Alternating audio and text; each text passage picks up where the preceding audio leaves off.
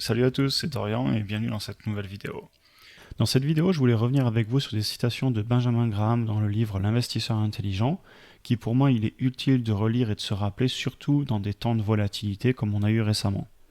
Donc on va revenir sur des phrases des chapitres 1 et 8 de ce livre qui parlent notamment de la différence entre un investissement et de la spéculation, et aussi qui parlent du court terme contre le long terme et des bruits que vous pouvez entendre sur le marché au court terme. Donc voici la première citation. Alors en français, en gros, ça dit: un investisseur détermine la valeur d'une action en fonction de la valeur de l'entreprise sous-jacente, et un spéculateur parie qu'une action va monter et que quelqu'un d'autre la paiera plus cher. Et ça, typiquement, c'est le conseil que j'essaie de suivre le plus. Je regarde en profondeur une entreprise avant d'investir. Je comprends au mieux possible le business model, je projette les revenus futurs, je regarde la croissance future des revenus et de la marge, le marché total du secteur, ou en anglais le TAM, le Total Addressable Market, et je regarde pour moi quel est le futur de l'entreprise, son évolution, est-ce qu'elle disrupte le marché, est-ce qu'elle prend des parts de marché, etc. Évidemment, je ne suis pas parfait et j'ai évidemment aussi des actions un petit peu spéculatives dans mon portefeuille, mais pour cette vidéo, je viens de regarder en la préparant et j'ai plus de 76% de mon portfolio qui sont dans des actions rentables, et ce sont des actions que j'estime qui ont un très beau futur. Et par exemple, en tête de liste, vous avez des actions comme Google, Amazon, Microsoft, etc. Je vous montre assez régulièrement mon portefeuille d'actions, donc n'hésitez pas à aller voir une de ces vidéos et vous verrez de quoi je parle et vous pouvez aussi vous faire votre propre avis dessus. Et en plus ici, je compte même pas les ETF qui sont aussi des moyens d'investissement très peu spéculatifs et très diversifiés qui parient sur la croissance et sur le long terme d'une économie plus globale, puisque en généralement, c'est un ETF, ça représente une zone économique ou des pays. Et à l'inverse, je ne touche pas du tout aux actions qu'on a pu voir à la mode ces dernières années comme GameStop, AMC, etc. Je les laisse aux traders, c'est très bien pour ceux qui font du trading, mais pas pour moi pour l'investissement long terme, notamment parce que les fondamentaux de l'entreprise pour moi ne sont pas bons. Évidemment, comme je vous le disais juste avant, je ne suis pas parfait, moi aussi j'ai un petit peu de spéculation, sauf que à chaque fois pour moi c'est de la spéculation, plus sur les entreprises qui vont pour moi disrupter le marché. Par exemple, dans les entreprises non rentables, j'ai du Palantir, j'ai du SoFi, etc. Et donc ce sont des actions qui, certes, ne gagnent pas d'argent aujourd'hui, mais qui, pour moi, ne sont pas des actions qui sont en train de descendre et qui vont disparaître comme pourrait, je l'espère pas pour eux, mais comme pourrait être un GameStop, un AMC. Et à l'inverse, pour moi, prenez un Palantir, c'est une entreprise qui, certes, ne gagne pas d'argent aujourd'hui, mais qui devrait très bientôt en gagner et qui est pour moi une entreprise du futur.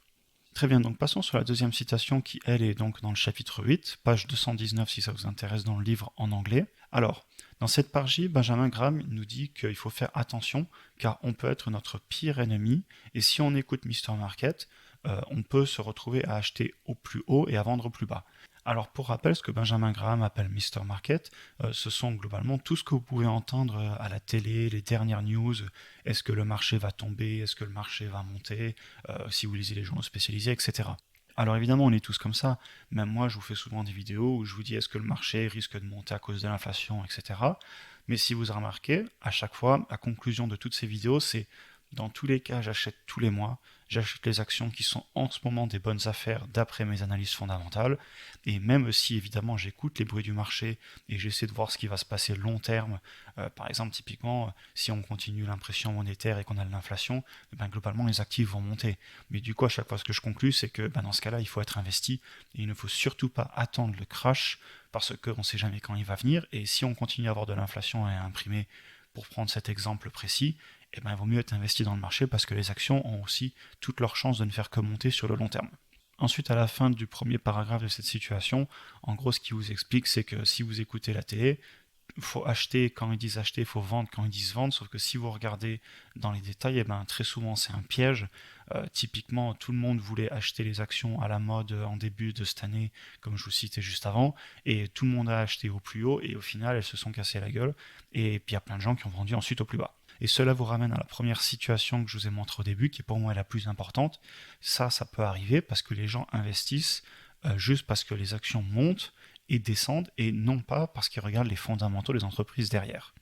Ok, donc dans le deuxième paragraphe de cette situation, ce qui vous dit, c'est que si votre horizon d'investissement il est long, voire très long, comme par exemple 25 ans ou 30 ans, il n'y a alors qu'une seule approche logique: acheter tous les mois automatiquement et acheter encore plus à chaque fois que vous avez un petit peu d'argent qui arrive en surplus et dont vous n'avez pas besoin.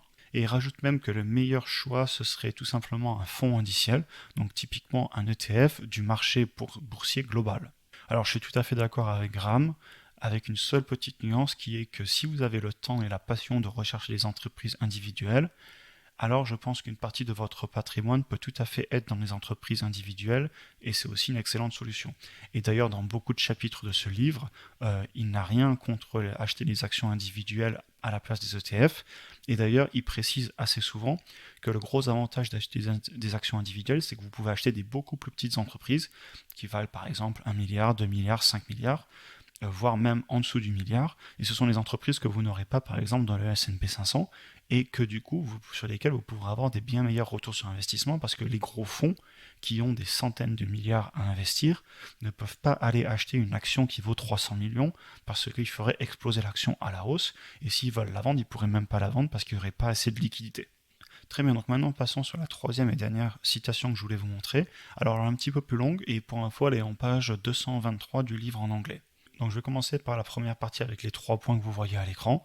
Donc en gros, ce qu'il vous dit, c'est que si vous avez regardé le prix de vos actions à 13h24 dans son cas, et que 12-13 minutes plus tard, à 13h37, vous ressentez encore l'envie d'aller regarder vos actions, vous devez vous poser les 3 questions suivantes.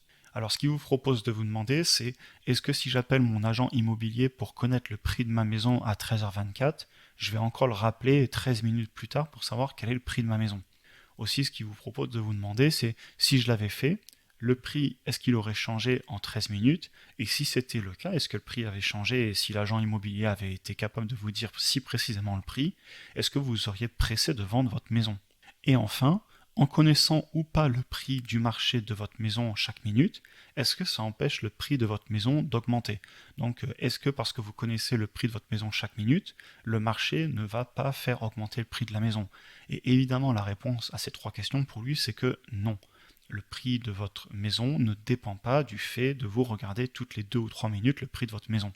Et donc en fait, s'il vous dit ça, c'est parce que sur le court terme, c'est pas très important les fluctuations d'une entreprise, la volatilité tout simplement, à partir du moment où les fondamentaux du long terme sont bons. Et donc lui, il le dit avec ses propres mots, avec plus de 10 ans, 20 ans ou 30 ans d'horizon d'investissement, les petites fluctuations quotidiennes de Mr. Market ne sont tout simplement pas importantes. En tout cas, pour ceux qui investissent pour le long terme. Du coup, la chute des cours boursiers est une bonne nouvelle, pas une mauvaise, puisqu'elle vous permet d'acheter plus pour moins cher. Plus les actions baissent, et plus vous pouvez en acheter au fur et à mesure qu'elles baissent, et plus vous gagnerez d'argent à la fin, si vous restez inébranlable jusqu'à la fin, évidemment.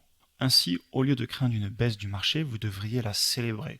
L'investisseur intelligent devrait être parfaitement à l'aise à posséder une action ou un ETF, même si le marché boursier venait à cesser de vous donner au quotidien le prix de ces actions ou de ces ETF pour les 10 prochaines années. Et honnêtement, avec ces 3 phrases, j'ai pas grand chose à rajouter. Je pense que Benjamin Graham dit beaucoup de choses dans ce livre, des choses très intéressantes, et je vous conseille vraiment d'aller le lire. Il y a des chapitres beaucoup plus techniques sur comment donner des fondamentaux à une entreprise, etc. Mais c'est vraiment un bouquin excellent que je peux que vous recommander.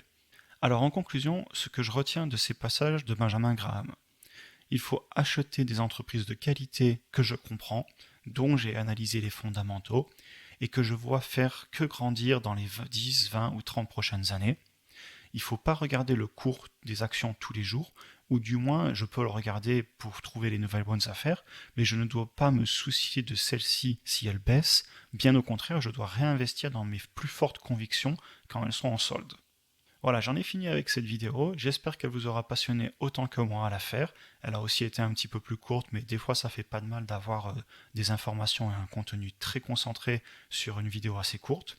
Et sur ce, comme d'habitude, on se voit dans la prochaine vidéo et je vous souhaite à tous une très bonne journée.